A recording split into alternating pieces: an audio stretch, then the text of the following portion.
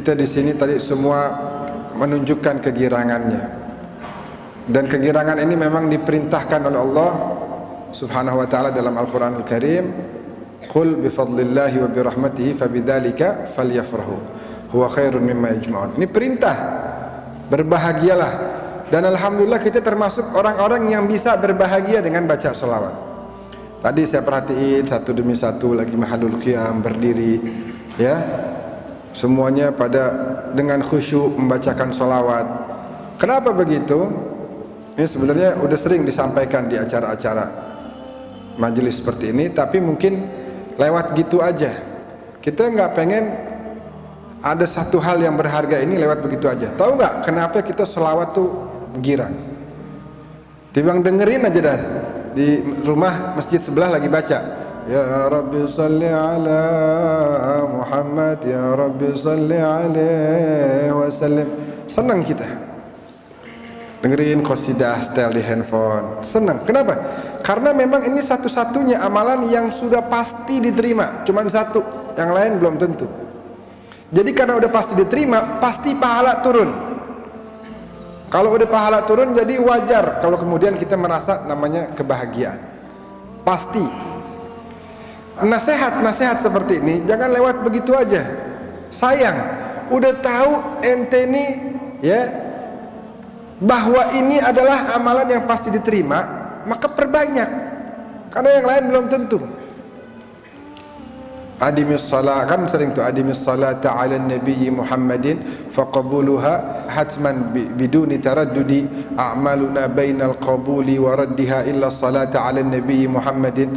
Perbanyak, jangan sedikit sholawatnya. Tadi alhamdulillah dari mulai baca maulid sampai sekarang nih kita bangsa 30, 40, 50 sih ada tadi. Anggap 30, berarti baru saja Allah bersolawat kepada kita 300 kali. Jadi pasti kita merasakan yang namanya kesenangan, kebahagiaan, udah barang tentu. Karena ini amalan yang pasti diterima oleh Allah Subhanahu wa taala. Jadi jangan sampai kita mendengarkan nasihat-nasihat indah seperti ini terus lewat begitu aja. Pulang dari sini, dari acara-acara maulid, pulang ke rumah udah diam aja. Jangan. Kalau bisa dari mulai jalan dari masjid, dari acara maulid, pulang ke rumah tuh udah mulai didawamkan, dilazimkan. Jangan kita melangkah, melainkan lisan kita bersolawat.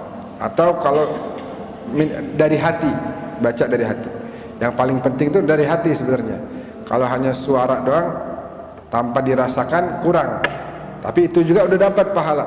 Namun apalagi kalau seandainya kita resapi dalam hati kita, sehingga ini sholawat akan benar-benar bermanfaat buat kita. Sholat kita, ya Allah, apalagi sholat kita baru takbir udah keingetan yang lain. Kata Imam Haddad bilang, pahala yang turun itu dalam Nasaih Diniyah bilang, tergantung seberapa besar kekhusyuanmu dalam mendirikan sholat tersebut. 50% berarti pahalanya segitu.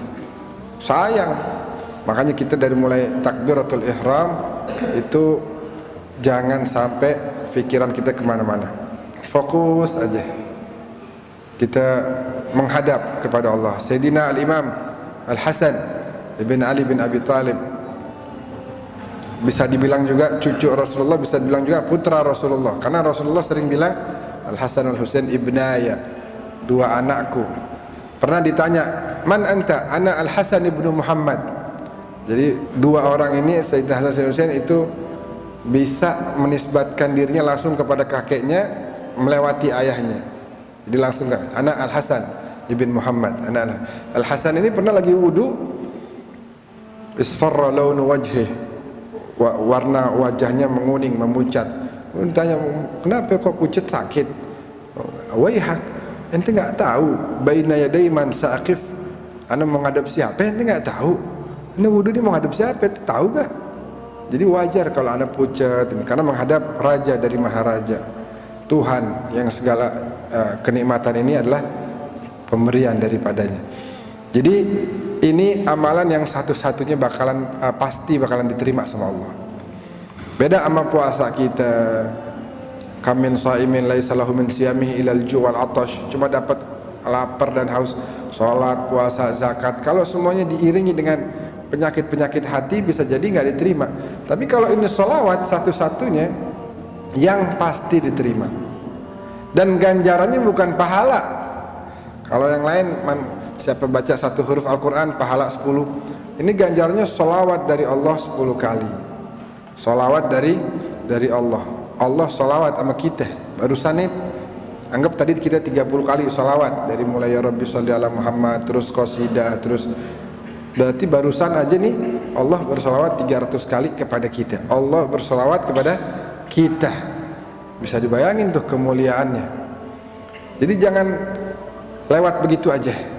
Kita jadikan maulid di tahun 1443 ini sebagai batu lompatan biar ke depan ayo kita sering-sering baca sholawat.